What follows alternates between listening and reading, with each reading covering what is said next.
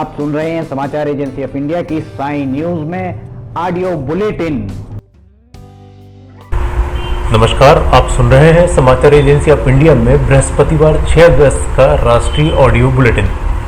दिल्ली के मुख्यमंत्री अरविंद केजरीवाल पश्चिम बिहार वेस्ट के पीरागढ़ी इलाके में हैवानियत का शिकार हुई 13 साल की मासूम से मिलने एम्स पहुंचे। इस दौरान उन्होंने चिकित्सकों के दल से बच्ची की हालत के बारे में पूछा, साथ ही परिवार वालों को हर संभव मदद का भरोसा देते हुए 10 लाख रुपए का ऐलान किया। यह 10 लाख रुपए उसे सहायता के रूप में पेश किए जाएंगे। अरविंद केजरीवाल ने पत्रकारों से बातचीत के दौरान कहा कि मैंने पुलिस कमिश्नर से बात की है, पुलिस आरोपियों को पकड़ने के लिए दबिश दे रही है।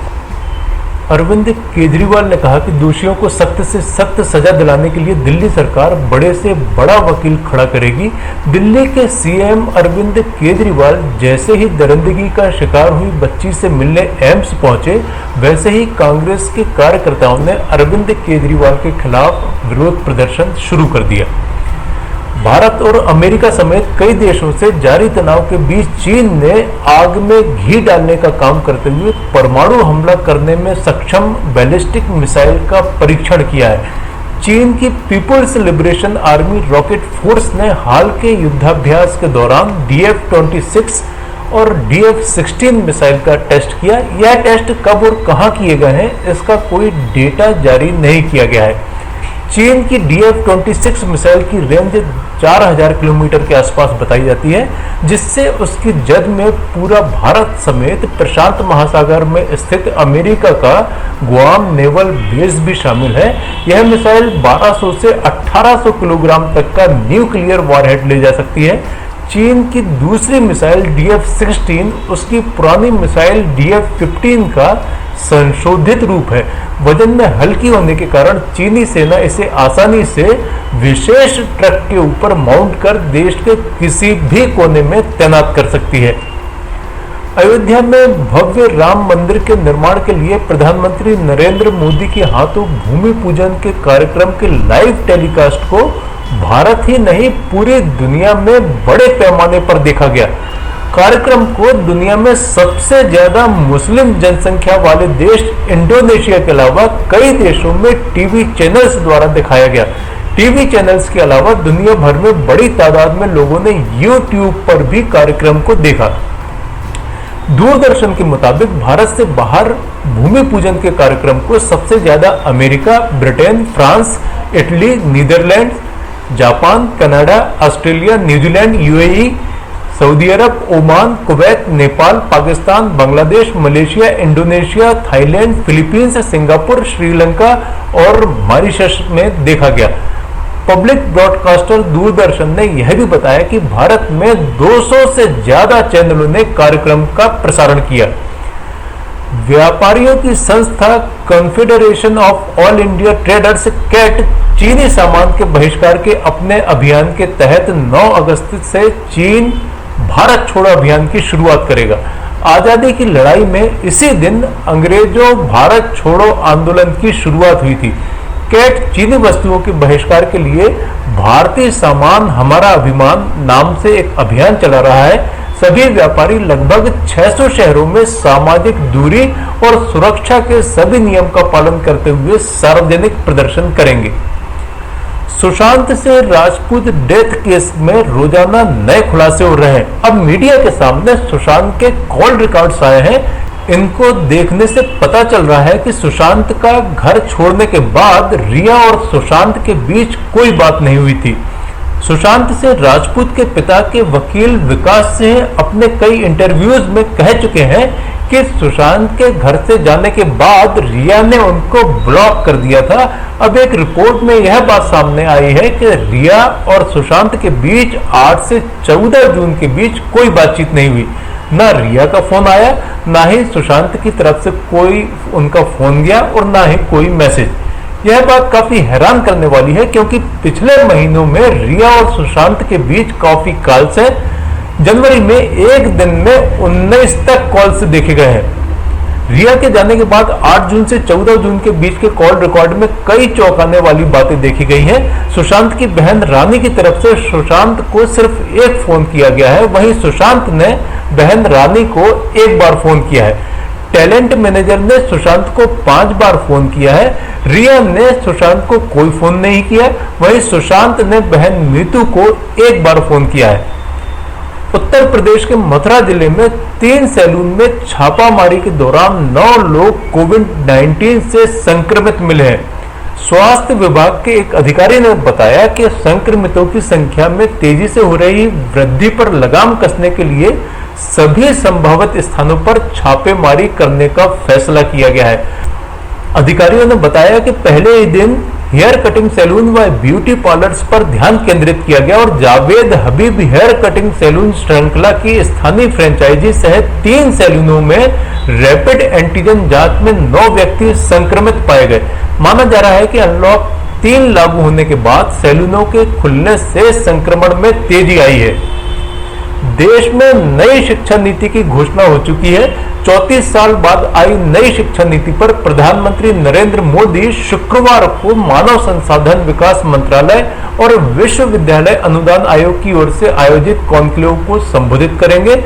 इस दौरान शिक्षा मंत्री रमेश पोखरियाल, अन्य मंत्री और राष्ट्रीय शिक्षा नीति का ड्राफ्ट तैयार करने वाली कमेटी के सभी सदस्य उपस्थित रहेंगे। समाचारों के बीच में हम आपको यह जानकारी भी दे दें कि मौसम संबंधित अपडेट्स जानने के लिए समाचार एजेंसी ऑफ इंडिया के चैनल पर रोजाना अपलोड होने वाले वीडियो जरूर देखें। मौसम से संबंधित अपडेट्स मूलतः किसानों, निर्माण कार्य करने वालों आदि के लिए फायदेमंद साबित हो सकते हैं। समाचार एजेंसी ऑफ इंडिया के द्वारा अब तक मौसम के जो पूर्वानुमान जारी किए गए हैं वे 95 से 99% तक सही साबित हुए हैं। जिले के हृदय प्रदेश में पन्ना जिले की धरती हीरा उगलती है। यहाँ अचानक ही खाकपति से लोग लखपति बन जाते हैं। एक बार फिर से हीरा खदान में काम कर रहे मजदूर की किस्मत चमकी है। उसे एक साथ 3 हीरे मिले हैं जिसकी अनुमानित कीमत लाखों में है। मजदूर ने पन्ना स्थित हीरा कार्यालय में उसे जमा करा दिया है।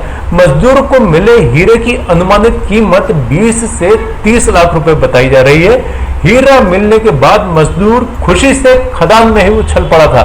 मजदूर ने अपने साथियों के साथ पन्ना स्थित हीरा कार्यालय में ये हीरे जमा करवा दिए हैं। जम्मू कश्मीर का उपराज्यपाल नियुक्त होने के बाद पूर्व केंद्रीय मंत्री मनोज सिन्हा आज श्रीनगर पहुंचे। यहां उन्हें एयरपोर्ट पर सुरक्षा बलों के जवानों ने सलामी दी। जीसी मुर्मू के इस्तीफे को राष्ट्रपति रामनाथ कोविंद के द्वारा स्वीकार कर लेने के बाद मनोज सिन्हा को केंद्र शासित प्रदेश जम्मू कश्मीर का नया उपराज्यपाल नियुक्त किया गया है। बुधवार शाम को गिरीश चंद्र मुर्मू ने अपने पद से ऐसे वक्त में इस्तीफा दिया जब जम्मू कश्मीर से अनुच्छेद 370 हटाए जाने के 1 साल पूरे हुए हैं। शराब की लत छुड़ाने वाली दवा डाइसल्फ्राम के उपयोग से SARS-CoV-2 से निजात पाने में मदद मिल सकती है। यह जानकारी एक नए अनुसंधान में सामने आई है। रूस में National Research University Higher School of Economics HSE के अनुसंधानकर्ताओं ने पाया कि संभावित इलाज के लिए कोरोना वायरस के संरचनात्मक तत्वों को चुना जाना चाहिए जिनमें विकास के दौरान परिवर्तन की संभावना कम हो। उन्होंने कहा कि ऐसा नहीं करने पर एक प्रकार स्ट्रेन के खिलाफ जो दवा प्रभावी होगी वह दूसरे के खिलाफ प्रभावी नहीं रह जाएगी। मेंडलीव कम्युनिकेशंस पत्रिका में छपे अध्ययन के मुताबिक इसके लिए SARS-CoV-2 वायरस के मुख्य प्रोटीन M-Pro सबसे प्रभावी प्रोटीन है। अनुसंधानकर्ताओं ने बताया कि उत्परिवर्तन के प्रतिरोधी होने के अलावा M-Pro कोरोना वायरस को रोकने में भी बड़ी भूमिका निभाता है, जिसका मतलब है कि इसका अवरोध शरीर के अंदर वायरस को कमजोर करने या इसे पूरी तरह रोकने में सक्षम है। अनुसंधानकर्ताओं ने बताया कि शराब की लत छुड़ाने वाली दवा डाइसल्फ्राम SARS-CoV-2 से 2 तरीके से लड़ता है। उन्होंने कहा कि पहला यह सह अवरोधक है और दूसरा यह कोविड-19 के लक्षणों को भी रोकता है, जैसे यह घटे ग्लूटाथियोन को रोकने में काफी मदद करता है जो एक महत्वपूर्ण एंटीऑक्सीडेंट है।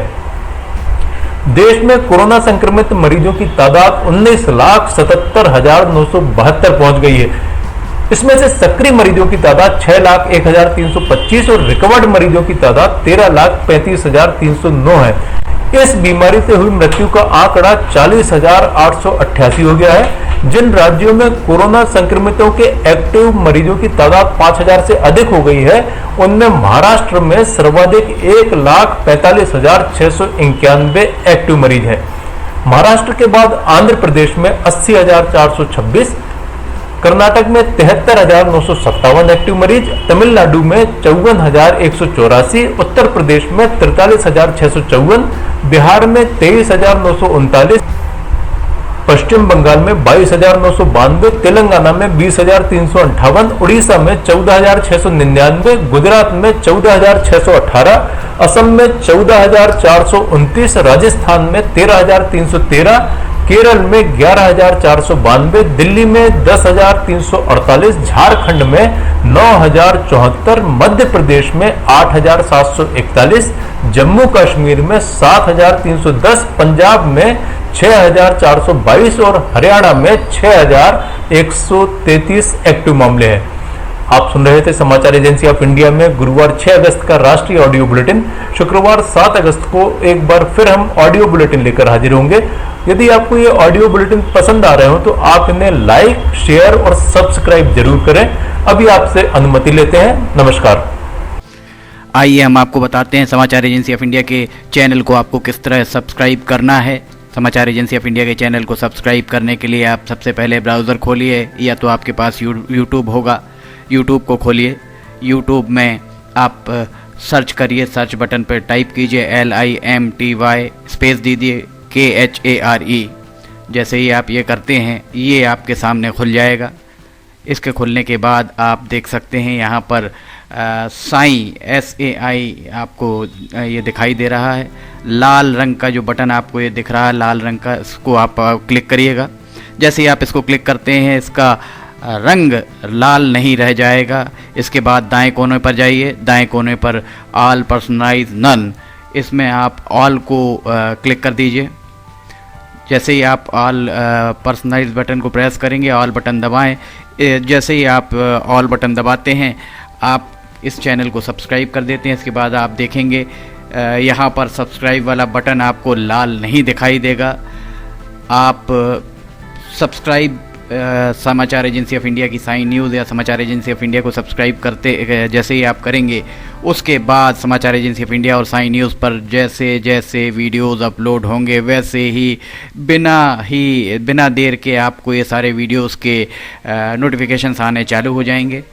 आप समाचार एजेंसी ऑफ इंडिया की सारे वीडियोस देख सकेंगे। आप इसका लाभ ज़रूर उठाइए, सब्सक्राइब करिए और दोस्तों को कहिए वे भी सब्सक्राइब करें, लाइक करिए, शेयर करिए। नमस्कार।